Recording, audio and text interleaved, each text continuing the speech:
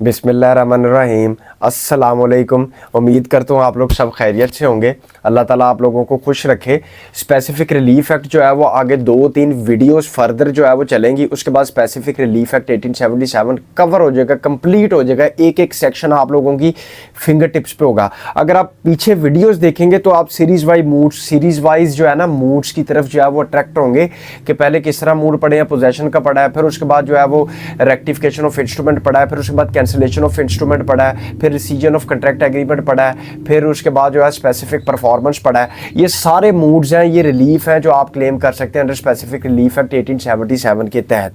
यहाँ तक क्लियर हो गया। आज जो मूड पढ़ना है वो बहुत इंपॉर्टेंट है, जो मोस्टली जो है वो कोर्ट्स में जो है वो दावों में सिविल की प्रैक्टिस के अंदर जो है वो एंगेज रहता है। इसके अंदर जो है वो ये चीज़ आ जाती है कि सबसे पहले कि सूट फॉर डेक्लरेशन आ जाता है। इसको कहते हैं दावा इस्तकरारे हक। सूट फॉर डेक्लरेशन, डिक्लेयर करना, ऐलान करना, कहना, उसको कहते हैं दावा इस्तकरारे हक। यहाँ तक क्लियर है। सूट फॉर डेक्लरेशन को कहते हैं दावा इस्तकरारे हक। यहाँ तक क्लियर हो गया। इसको सेक्शन 42 और आपका 43 जो है वो स्पेसिफिक रिलीफ एक्ट का डील करता है। यहाँ तक कंसेप्ट क्लियर हो गया। उसके बाद सेक्शन 42 आपका क्या कहता है? सेक्शन 42 आपका ये कहता है कि discretion of court as to declaration of status और राइट। इसके अंदर अब आपने पॉइंट्स जो है वो नोट करते जाने कि इस सेक्शन के अंदर जो है वो किस तरह जो है वो आप रिलीफ क्लेम कर सकते हैं। इसके अंदर ये चीज़ आ जाती है कि जो सूट फॉर डेक्लरेशन है इसको कहते हैं डिक्लेयर करना, ऐलान करना कि ये चीज़ मेरी है, कि इस पे मेरा हक है, मैं इसका एंटाइटल्ड हूँ, इसका हकदार हूँ, तो लिहाजा ये चीज़ जो है वो मुझे ग्रांट की जाए, मुझे दी जाए। यहाँ तक क्लियर है। इसकी इलिस्ट्रेशन की तरफ चल जाते हैं। फॉर इंस्टांस इसका ये आ जाता है, इसकी इलिस्ट्रेशन ये आ जाती है कि एक आपका रास्ता है, वहाँ से आपने गुजरना है, ठीक है, वो आपका राइट है वहाँ पे, तो कोई आपको गुजरने नहीं दे रहा, तो वो आपका राइट जो है वो इन्फ्रिंज हो रहा है। जब आपका राइट इन्फ्रिंज हो रहा है तो आप सूट फॉर डेक्लरेशन फाइल करेंगे, ठीक है, अंडर सेक्शन 42 के तहत, कि ये मेरा राइट है, इसको डिक्लेयर किया जाए कि मैं यहाँ से गुजर सकता हूँ, ये मेरा पैसेज है, एक मेरा राइट है यहाँ पे गुजरने का, तो यहाँ पे जो है वो मैं गुजर सकता हूँ। एक ये इसकी इलिस्ट्रेशन आ जाती है। दूसरी तरफ इसकी इलिस्ट्रेशन जो मोस्टली कॉमन है प्रैक्टिस में सिविल की, वो ये है कि सूट फॉर डेक्लरेशन जो है ना वो फाइल करते हैं मोस्टली कि आपका नाम गलत आ गया किसी डॉक्यूमेंट पे, डेट ऑफ बर्थ गलत आ गई है, लीगल हियर के ऊपर भी अप्लाई होता है कि इसके अंदर लीगल हियर भी आते हैं। वो एक अलग लंबा चैप्टर है कि लीगल हियर इसमें आते हैं, ये मेरा राइट है, ये भी इसके अंदर जो है वो आप फाइल कर सकते हैं। इसकी इलिस्ट्रेशन क्या है, इसकी एग्जाम्पल क्या है इसकी, क्योंकि लॉ के अंदर इलिस्ट्रेशन कहा जाता है, नॉर्मल सिंपल जो है वो यूनिवर्सल लैंग्वेज के अंदर इसको कहा जाता है एग्जाम्पल।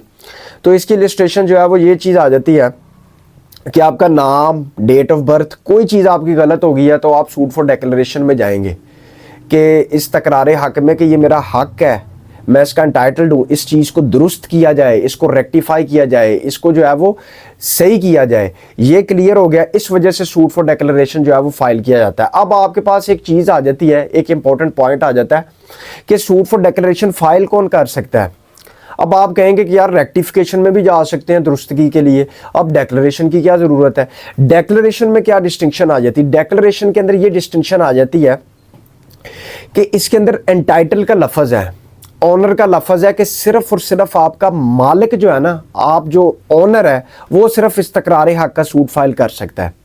यहाँ तक क्लियर है कि आप कहें ना कि मैं इस चीज़ का मालिक हूँ, ऑनर हूँ, एंटाइटल्ड हूँ, ठीक है, तो इस सेंस के अंदर सूट फॉर डेक्लरेशन आप फाइल कर सकते हैं, अदरवाइज आप फाइल नहीं कर सकते। क्लियर हो गया। अब एक और पॉइंट आपने यहाँ पे डेक्लरेशन के अंदर लिख लेना है। दो किस्म की डिग्रीज होती हैं, एक होती है एग्जीक्यूटेबल डिग्री, एक होती है नॉन एग्जीक्यूटेबल डिग्री, जिसको हम डेक्लरेटरी डिग्री भी कह देते हैं। जो स्पेसिफिक परफॉर्मेंस है और सूट्स हैं, सेवरल अदर सूट्स हैं, उसके अंदर एग्जीक्यूटेबल डिग्रीज आती हैं कि उसकी एग्जीक्यूशन हो सकती है, उस पर अमल दरामद हो सकता है, उसको कोर्ट एग्जीक्यूट करवा के दे सकती है। यहाँ तक कंसेप्ट क्लियर हो गया। एक होती है नॉन एग्जीक्यूटेबल डिग्री, उसका प्रोसीजर अलग होता है। उसके अंदर ये है कि सूट फॉर डेक्लरेशन है, अगर आपको डिग्री मिल गई है तो कोर्ट उस पर अमल दरामद नहीं करा सकती, ये एग्जीक्यूट नहीं करा सकती उसको आप उसकी एग्जीक्यूशन में नहीं जा सकती। फॉर एग्जांपल इसकी ये ले लेते हैं कि अब आप कहेंगे कि ये मैंने चीज़ इसको ये मोबाइल जो है वो मेरा है, कोर्ट डिक्लेयर कर देगी, इस तकरार हक की डिग्री आपको दे देगी, ठीक है, ये आपका मोबाइल है।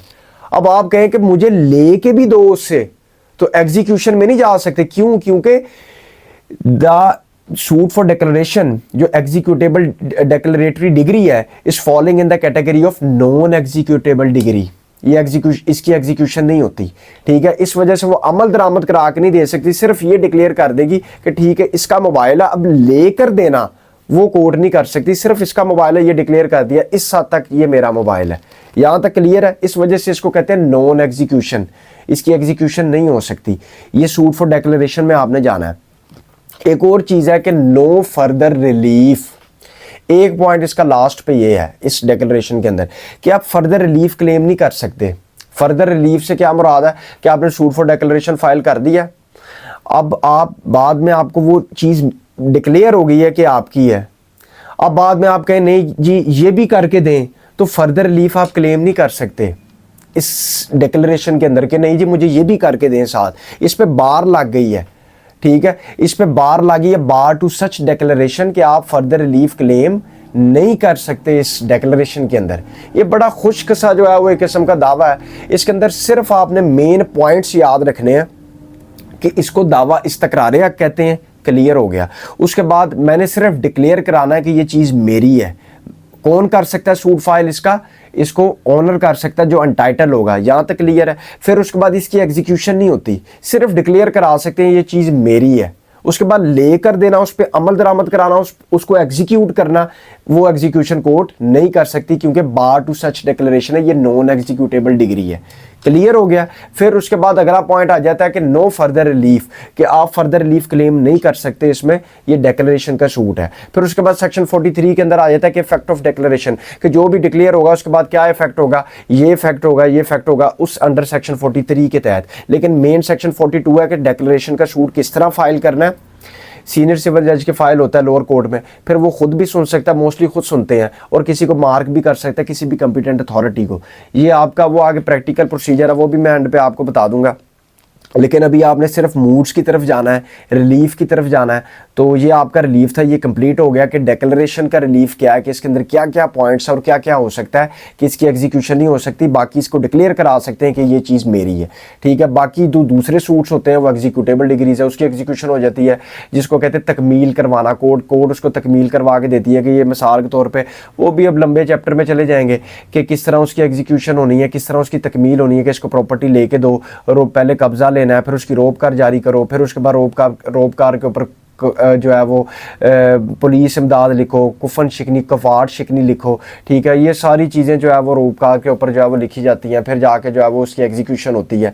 तो इस वजह से वो अलहदा सेवरल शूट्स हैं, लेकिन डिक्लेरेशन के अंदर आपने यही याद रखना कि इसकी एग्जीक्यूशन नहीं होती, ये नॉन एग्जीक्यूटेबल डिग्री है, ठीक है। इसकी एग्जीक्यूशन नहीं होती, इसका प्रोसीजर और होता है इसकी एग्जीक्यूशन के लिए, ठीक है। इसके ऊपर अमल दरामद के लिए इसकी सिर्फ डिक्लेयर करवाना होता है आपने, कि मैंने डिक्लेयर करवा लिया, कोर्ट ने इसको डिक्लेयर कर दिया कि ये चीज़ इसकी है, ये इसका हकदार है, एंटाइटल है। ये आपका टॉपिक था। बाकी इंशाल्लाह 2-3 वीडियोस के अंदर जो है वो दूसरे मूड्स इंजंक्शंस जो है वो आपके कवर अप हो जाने हैं, या आपके मूड्स जो है वो क्लियर हो जाने। बाकी दुआओं में याद रखिएगा। Thank you very much. Allah हाफिज़।